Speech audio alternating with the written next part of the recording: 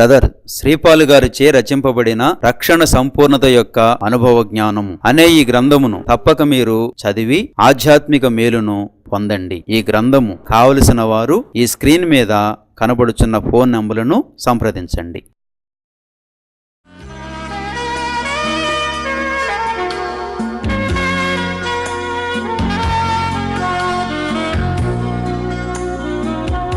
భ్రష్టులం కాకూడదు, విశ్వాస భ్రష్టులం కాకూడదు. ఏమండి, మరి విశ్వాసంలో ఎదుగుతున్నాము, విశ్వాసంలో వెనక్కి వెళుతున్నాము, పరీక్షించుకోవాలి. ఇదివరకు బాగా ప్రార్థన చేసుకునేవాళ్ళం, ఒక అరగంట చేసుకునేవాళ్ళం, ఇప్పుడు 5 నిమిషాలకు వచ్చేసింది. ఒకప్పుడు ఒక అధ్యాయం చదివేవాళ్ళం, 2 అధ్యాయాలు చదివేవాళ్ళం, ఇప్పుడు 4 వచనాలే, క్యాలెండరీ వాక్యమే కదా. ఇదివరకు ఎక్కడ కూడుకున్నా పరిగెత్తుకొచ్చేవాళ్ళం, ఇప్పుడు కాళ్ళు నొప్పులు ఎక్కువైపోయింది, విశ్వాసం తగ్గిపోయింది, ఆసక్తి తగ్గిపోయింది. ఏమండి, ఏ భ్రష్టులం అయిపోతున్నాం? మిమ్మల్ని మీరే పరీక్షించుకోండి, మిమ్మల్ని మీరే శోధించుకోండి. అర్థమైందా? కనుక మన జీవితాలు సరిచేసుకోవాలి. ఏం కాపాడుకోవాలి? విశ్వాసాన్ని జాగ్రత్తగా కాపాడుకోవాలి. కనుక ఆధ్యాత్మిక జీవితంలో కాపాడుకోవలసిన విషయాలు ఇవన్నీ కూడా జాగ్రత్తగా కాపాడుకోవాలి. ఏమండి, మొట్టమొదటి కాపాడుకోవాల్సింది ఏంటి? హృదయాన్ని అన్నిటికంటే ముఖ్యంగా హృదయాన్ని భద్రంగా కాపాడుకోవాలి. రెండవది నేను కాపాడుకోవాలి, యహలోక మాలిన్యం అంటకుండా మనం చాలా జాగ్రత్తగా కాపాడుకోవాలి. మూడవది ఉపదేశమును జాగ్రత్తగా కాపాడుకోవాలి. దాన్ని కాపాడిన ఎడల నీవు బ్రతికెదవంటున్నాడు. ఉపదేశాన్ని చాలా జాగ్రత్తగా కాపాడుకోవాలి. 4వది విశ్వాసాన్ని కాపాడుకోవాలి. చాలా జాగ్రత్తగా విశ్వాసాన్ని కాపాడుకోవాలి. దాన్ని వదలకూడదు, గట్టిగా పట్టుకోవాలి. అర్థమైందా? అందుకని బైబిల్ గ్రంథం చెబుతుంది, హెబ్రీయులకు రాసిన పత్రిక 3వ అధ్యాయము 6వ వచనము, అయితే క్రీస్తు కుమారుడయుండి ఆయన ఇంటి మీద నమ్మకముగా ఉన్నాడు, ధైర్యమును నిరీక్షణ వలన ఉత్సాహమును తుదమట్టుకు స్థిరముగా చేపట్టిన ఎడల మనమే ఆయన ఇల్లు. తుదమట్టుకు స్థిరముగా చేపట్టాలట, స్థిరముగా. ఎప్పటి వరకు? చివరి వరకు. పౌలు ఎప్పటి వరకు కాపాడుకున్నాడు? చివరి వరకు కదా. నిరీక్షణ వలని ఉత్సాహమును, ముందే ఉండాలి ధైర్యము. ప్రభుత్వం నడవటండి ఏముండాలి? ధైర్యం ఉండాలి, మాటలు కాదు. ప్రభుత్వం నడవటం అంటే ధైర్యం అవసరం. ఉంటున్నారా? ధైర్యమును నిరీక్షణ వలని ఉత్సాహం ఉండాలి. ఆ ఉత్సాహం ఎలా వస్తుందంటే నిరీక్షణ వలన. నిరీక్షణ అంటే ఎదురు చూచుట. దేని కొరకు ఎదురు చూస్తున్నాం? దేవుని రాజ్యములోకి వెళ్ళబోతున్నాను, ఆకలి దప్పికలు లేని దేవుని రాజ్యములోకి, బంగారపు వీధుల్లో తిరగబోతున్నాను. ఏ వీధులు? బంగారపు వీధుల్లో తిరగబోతున్నాను. రోడ్లే బంగారంతో వేయిస్తాడంట అక్కడ. బంగారపు వీధుల్లో తిరగబోతున్నా. గుమ్మాలు ఏంటంట? ముత్యములు కదా. దేవుడు దేనికి శిల్పియు నిర్మాణకుడై ఉన్నాడా? పునాదులు గల పట్టణము కొరకు. అబ్రహాం ఏం చూశాడు? ఎదురు చూచ నిరీక్షణ ఉండాలి. అంత మహోన్నతమైన దేవుని దగ్గరికి వెళ్ళబోతున్నాం. దుఃఖం ఉండదు, వేదన ఉండదు, బాధ ఉండదు, మోకాళ్ళ నొప్పులు ఉండవు, తలపోట్లు ఉండవు, కిడ్నీ బాధలు ఉండవు, ఏ సమస్యలు ఉండవు. వింటున్నారా? సంతోషమే సంతోషం, ఆనందమే ఆనందం. ఎంతకాలం? ఎలాంటి రాజ్యంలోకి తీసుకెళ్ళిపోతున్నాడు.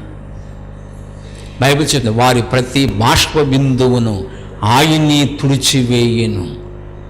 ఏడుపైనను దుఃఖమైనను ఉండదు, వేదన ఉండదు, వడదెబ్బ ఉండదు. ఎంత గొప్ప మాటలు చెప్పాడండి. రేయింపగళ్ళు ఆయన యందు ఆనందించడమే, సంతోషించడమే. అలాంటి మహోన్నతమైన రాజ్యానికి తీసుకుని వెళుతున్నాడు కనుక ఆ నిరీక్షణ ఉండాలి. ఆ నిరీక్షణ వల్ల ఏం పుడుతుందో చెప్పిన హృదయంలో ఉత్సాహము. చాలామంది చతికిలు పడిపోయారండి, వాళ్ళ ఉత్సాహం లేదు. చాలామంది చతికిలు పడిపోయారు, ఆయనతో నడవలేకపోతున్నారు. చాలామంది అనేకమైన విషయాలు ఆకర్షించేసుకుంటున్నాయి. ఆయనతో పరిగెత్తలేకపోతున్నారు, ఆయనతో నడవలేకపోతున్నారు, దావీదు వలె గంతులు వేయలేకపోతున్నారు. దావీదు ఏం చేశాడు? గంతులు వేశాడు. అది గంతులు కదా, లేడి కాళ్ళ వలె ఏం చేశాడు దావీదు? గంతులు వేశాడు. మనసులో ఉత్సాహం ఉంటే గంతులు వస్తాయి. చాలామందికి ఉత్సాహం లేదు, నిరుత్సాహం, నిస్పృహ లేదు. విశ్వాసాన్ని కాపాడుకోవాలి, చివరి వరకు విశ్వాసాన్ని కాపాడుకోవాలి, నమ్మకంగా ఆయన కొరకు బ్రతకాలి. చాలామంది చదువులు పడిపోయారండి, చల్లారిపోయారు. చాలామంది ఉత్సాహం లేదు, పరుగు లేదు. ఏమండి, పరిగెత్తాలి ఆయన కొరకు. లేడి వల్ల ఏం చేయాలి?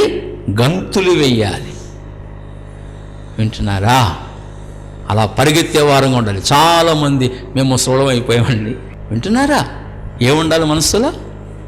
ఉత్సాహం. ఉత్సాహం ఎలా వస్తుంది? నిరీక్షణ వలని ధైర్యమును, నిరీక్షణ వలని ఉత్సాహమును తుదమట్టుకు స్థిరముగా చేపట్టిన ఎడల మనమే ఆయన ఇల్లు. దేవుని ఇల్లు మనమే. ఇక్కడ నివసిస్తాడు ఆయన, మనలో నివసిస్తాడు, మన హృదయంలో ఉంటాడు, మన హృదయంలో నివసిస్తాడు. ధైర్యం ఉండాలి. ఏ సమస్యనైనా ధైర్యంగా ఎదుర్కొనే ధైర్యం ఉండాలి.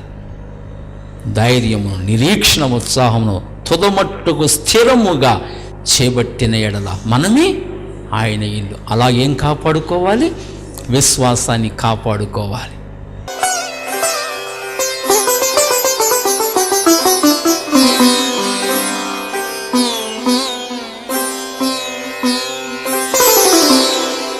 తిమోతికి రాసిన 2వ పత్రిక 1వ అధ్యాయము 14వ వచనాన్ని చదువుకుందాం. నీకు అప్పగించబడిన ఆ మంచి పదార్థమును మనలో నివసించు పరిశుద్ధాత్మ వలన కాపాడుము. అంటే ఆత్మీయ యాత్రలో కాపాడుకొనవలసినవి మనం ఏమేమి కాపాడుకోవాలి, ఏ సంగతులు మనం కాపాడుకోవాలి అన్న అంశాన్ని మనం ధ్యానం చేస్తున్నాం. అందులో మొట్టమొదట మనం కాపాడుకోవలసినది హృదయము. మొట్టమొదట కాపాడుకోవలసినది హృదయం. ఎందుకంటే హృదయములో నుండి జీవధారలు ప్రవహించును. వాస్తవానికి జీవధారలు ప్రవహించే ప్రసక్తే లేదు. కారణం ఏమిటంటే వారి అంతరంగము నాశనకరమైన గుంట అని చెప్పాడు. నాశనకరమైన గుంట, వారి అంతరంగము నాశనకరమైన గుంట. హృదయం అన్నిటికంటే మోసకరమైనది, అది ఘోరమైన వ్యాధి కలది. అందులోంచి చాలా చెడుగు బయటకు వచ్చి మానవుని అపవిత్రునిగా చేస్తుంది. కనుక అందులో నుండి అది నాశనకరమైన గుంట కనుక అందులోంచి మంచి వచ్చే ప్రసక్తే లేదు. అందులోంచి నాశనకరమైన ఆలోచనలు, నాశనకరమైన అభిప్రాయాలు అందులోంచి బయటకు వస్తాయే తప్ప జీవధారలు అయితే ప్రవహించవు అందులో. కానీ ఆ జీవధారలు ప్రవహించేటట్లుగా చేయగలిగిన వాడు ఎవరంటే ప్రభువైన యేసుక్రీస్తు వారు. ఆ జీవదాతకి ఎప్పుడైతే మన హృదయాన్ని అప్పగిస్తున్నామో, ప్రభువా నా హృదయాన్ని కడుగు, నా హృదయాన్ని శుద్ధీకరించు, నా హృదయాన్ని పవిత్రపరుచు అని ఒక వ్యక్తి ఎప్పుడైతే యేసునాథునికి హృదయాన్ని అప్పగిస్తున్నాడో, ఆ జీవదాత, ఆ కలువరి, ఆ సిలువలో చిందించిన ఆ నూతన నిబంధన రక్తధారల చేత హృదయాన్ని కడిగి శుద్ధీకరించి ఆ యొక్క నాశనాన్ని తొలగించి అందులోంచి జీవధారలు ప్రవహించేటట్లుగా ప్రభు చేస్తున్నారు. కనుక అందుకని మొట్టమొదట అన్నిటికంటే ముఖ్యంగా హృదయాన్ని భద్రంగా కాపాడుకోమని దేని వాక్యం ద్వారా దేవుడు తెలియచేస్తున్నాడు. ఏమండి, ఎందుకంటే దాన్ని పాడు చేసే పరిస్థితులు ఉంటాయి. అపవాది హృదయాన్ని పాడు చేస్తూ ఉంటాడు, అనేక రీతులుగా హృదయాన్ని అపవిత్రపరుస్తూ ఉంటాడు, అనేక రీతులుగా పాడు చేస్తూ ఉంటాడు హృదయాన్ని. అందుచేతనే దాన్ని చాలా జాగ్రత్తగా మనం భద్రంగా కాపాడుకోవాలి. నేను ఈ విషయాలు మీకు జ్ఞాపకం చేస్తూ వచ్చాను. కనుక నెంబర్ 1, మొట్టమొదట ఆధ్యాత్మిక యాత్రలో కాపాడుకొనవలసిన విషయాల మొట్టమొదట హృదయాన్ని పవిత్రంగా కాపాడుకోవాలి. అది నెంబర్ 1, అది మొదటి విషయం. రెండవది, ఇహలోక మాలిన్యము అంటకుండా తను తాను కాపాడుకొనుటయే. ఇహలోక మాలిన్యం అంటే అర్థం ఏమిటి? శరీరాశ, నేత్రాశ, జీవపు డంబం. ఇవి తండ్రి వలన పుట్టినవి కావు, అవి లోక సంబంధమైనవి. కనుక ఇహలోక ఆశలు మనకు అంటకుండా, ఇహలోక మాలిన్యము మనకు అంటకుండా మనం ఇహలోకంలో మన జీవితాలు చాలా జాగ్రత్తగా కాపాడుకోవాలి. అది రెండవ సంగతిగా నేను జ్ఞాపకం చేశాను. మూడవ సంగతి, ఉపదేశమును కాపాడుకోవాలి. ఏమండి, కనుపాప వలె ఉపదేశాన్ని కాపాడుకోవాలి. ఉపదేశాన్ని కాపాడుకున్నవాడు బ్రతుకును. ఉపదేశాన్ని అంగీకరించేవాడు కీడు వచ్చునన్న భయము లేక సురక్షితముగా నివసించును అని ఉపదేశాన్ని కాపాడుకోవాలని మూడవ సంగతిగా మీకు జ్ఞాపకం చేశాను. నాలుగవ సంగతి ఏదనగా విశ్వాసమును కాపాడుకోవాలి.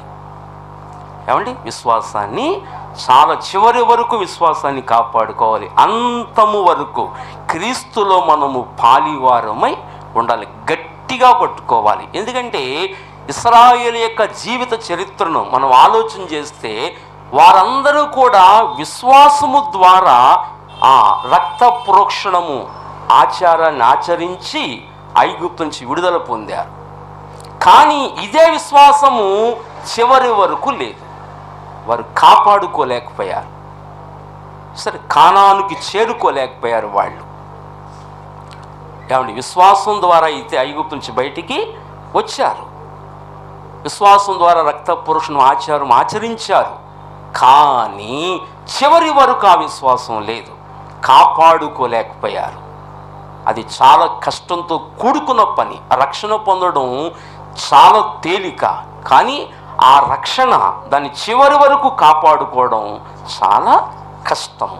అది మనం చాలా జాగ్రత్తగా కాపాడుకోవాలి. వారి యాత్రా జీవితములో అనేకమైన దురాశలకి వారు లోనైపోయారు, అనేకమైన చెడు కార్యములకు వారు లోనైపోయారు. ఏమండి, అందుచేత వారు కానానికి చేరుకోలేకపోయినట్లుగా మన వాక్యములో స్పష్టంగా చూడగలుగుతున్నాం. అంచేత నాలుగో విషయం మనం ఏం కాపాడుకోవాలని చెప్పుకున్నాం? విశ్వాసమును కాపాడుకోవాలి. చాలా జాగ్రత్తగా విశ్వాసం, అనుదినము విశ్వాసాన్ని పరీక్షించుకోవాలి, విశ్వాసాన్ని కాపాడుకోవాలి. ఏమండి, చాలా జాగ్రత్తగా విశ్వాస యాత్రను కాపాడుకుంటూ ఆ విశ్వాసాన్ని కాపాడుకుంటూ మనం ప్రయాణం చేయాలి అని ఆ 4 విషయాలు మనం పోయిన ఎపిసోడ్లో మనం ధ్యానం చేస్తూ మనం వచ్చాం. ఈరోజు 5వ విషయాన్ని మీకు జ్ఞాపకం చేస్తున్నాను. 5వ సంగతిని చాలా జాగ్రత్తగా మీరు గమనించండి. తిమోతికి రాసిన 2వ పత్రిక 1వ అధ్యాయం 14వ వచనములో ఈ విషయాన్ని మనం చూస్తున్నాం. నీకు అప్పగింపబడిన ఆ మంచి పదార్థమును మనలో నివసించు పరిశుద్ధాత్మ వలన కాపాడుము. సరే, ఆ మంచి పదార్థమును, ఇది ఓ తిమోతి, నీకు అప్పగించబడిన ఆ మంచి పదార్థమును మనలో నివసించు పరిశుద్ధాత్మ వలన కాపాడుము. కాపాడుకోవడం, నీకు అప్పగించబడిన ఆ మంచి పదార్థమును, సరే, మనలో నివసించు పరిశుద్ధాత్మ వలన కాపాడుకొనుము అని తెలియచేస్తున్నాడు. ఇక్కడ మనం కొన్ని విషయాలు ఆలోచించాలి. మనలో ప్రతి వారం కూడా మన శరీరాన్ని పోషించుకుంటాం, సంరక్షించుకుంటాం. ఎలాగున చక్కటి కావలసిన ఆహారాన్ని ఇచ్చి శరీరాన్ని పోషించుకుంటాం, సంరక్షించుకుంటాం. అలాగని ఈ శరీరానికి ఇచ్చే ఆహారములో మంచి పదార్థాలు ఉన్నాయి, శరీరానికి హాని చేసే, కీడు చేసే పదార్థాలు కూడా ఉన్నాయి. అంటే మంచి పదార్థాలు ఉన్నాయి, శరీరానికి కీడు, శరీరానికి హాని చేసే పదార్థాలు కూడా పదార్థాల్లో ఉన్నాయి. కనుక మనం ఆరోగ్యంగా, హెల్దీగా ఉండాలంటే మనం శ్రేష్టమైన ఆహారాన్ని మన శరీరానికి మనం ఇస్తూ ఉంటాం. అప్పుడు మంచిగా జీవించడానికి అవకాశం కలుగుతుంది, ఆరోగ్యకరంగా జీవించడానికి, ఒక మనిషి మంచిగా గ్రోత్ అవ్వడానికి, మంచిగా పెరగడానికి అవకాశం కలుగుతుంది. ఎలాగైతే శరీరానికి మంచి ఆహారాన్ని మనం ఇస్తున్నామో అలాగని దేహము లోపల నివసించుచున్న ఆత్మకు కూడా మంచి పదార్థాన్ని మనం ఇవ్వాలి. ఏమండి? కనుక వాక్యములో కూడా 2 రకాల పదార్థాలు ఉన్నాయి. ఇదే పత్రిక మనం చదివితే, తిమోతికి రాసిన 2వ పత్రిక 4వ అధ్యాయము 3-4 వచనాలు చదివితే మనకు అక్కడ అర్థమవుతుంది. ఎందుకనగా జనులు హితబోధను సహింపక దురద చెవులు కలవారై తమ స్వకీయ దురాశలకు అనుకూలమైన బోధకులను తమ కొరకు పోగు చేసుకొని సత్యమునకు చెవినీయక కల్పన కథల వైపునకు తిరుగు కాలము వచ్చును. చూసారు? ఎందుకనగా జనులు హితబోధను సహింపక, హితబోధను జనులు సహించరు. కారణం ఏమిటంటే దురద చెవులు కలిగిన వారు మనుష్యులు. హితబోధను జనులు సహించరు, అది వారికి ఇష్టతరంగా ఉండదు. ఎందుకనగా జనులు హితబోధను సహింపక అని తెలియచేస్తున్నాడు. హితబోధన అన్న కాడ 6 అంకెసి పుట్టినట్లు ఏం పెట్టాడు? అదిగో ఆరోగ్యకరమైన బోధ. ఆరోగ్యకరమైన బోధ అంటున్నాడంటే దాని ఇంకోటి కూడా ఉంటుంది కదా, అనారోగ్యకరమైన బోధ. ఇక బోధ అనగా వాక్యము, వాక్యం అనగా ఆహారం అని మనకు తెలుసు. ఇక అంటే అనారోగ్యకరమైన పదార్థం ఉంది, ఆరోగ్యకరమైన పదార్థం ఉంది. అనారోగ్యకరమైన పదార్థానికి ఏం పేరు పెట్టచ్చు మనం? చెడ్డ పదార్థాలు. ఏమండి? ఆరోగ్యాన్ని పాడు చేసేవి. అలాగే ఆత్మకి మంచి ఆరోగ్యాన్ని ఇచ్చే పదార్థానికి ఏం పేరు పెట్టచ్చు? మంచి పదార్థం. అర్థమైందా? కనుక నీకు అప్పగించబడిన ఆ మంచి పదార్థమును మనలో నివసించు పరిశుద్ధాత్మ వలన కాపాడలు తిమోతి. యాత్రా జీవితంలో కాపాడుకోవలసిన విషయాల్లో ఇది చాలా ప్రాముఖ్యమైన విషయం. ఇది మంచి పదార్థమును ఎలా కాపాడుకోవాలి? మనలో నివసించుచున్న ఆ పరిశుద్ధాత్మ వలన దాన్ని కాపాడుము. కలుషితం కాకుండా పరిశుద్ధాత్ముడు దానికి కంచి వేసి దాన్ని పాడు చేయకుండా చాలా జాగ్రత్తగా కాపాడుకోవాలి.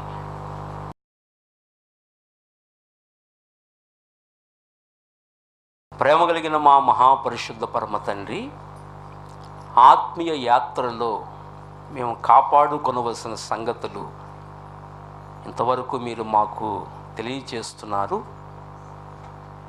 ఈ ఆత్మీయ యాత్రలో వేటిని మేము జాగ్రత్తగా కాపాడుకోవాలో మీ లేఖనాలలో నుండి మీ ప్రత్యక్షతను మాకు అనుగ్రహిస్తున్నందుకు కృతజ్ఞతలు చెల్లిస్తున్నాను. కనుక నిన్ను రక్షకుడిగా అంగీకరించి మీరు కార్చిన రక్తములో జన్మ కర్మ దోషములు కడుక్కొని పవిత్రులై మీరిచ్చిన సత్యవాక్యముందు అనగా అపోస్తులు ప్రవక్తలు వేసిన పునాది మీద కట్టుకుని నాయన ఐక్యత కలిగి ఉండడంలో సార్వత్రిక సంఘానికి మీరే కృపను చూపించమని కోరుకుంటూ మహిమ చెల్లిస్తూ యేసు పుణ్యనామమున వేడి ప్రార్థిస్తున్నాము తండ్రి. ఆమేన్, ఆమేన్.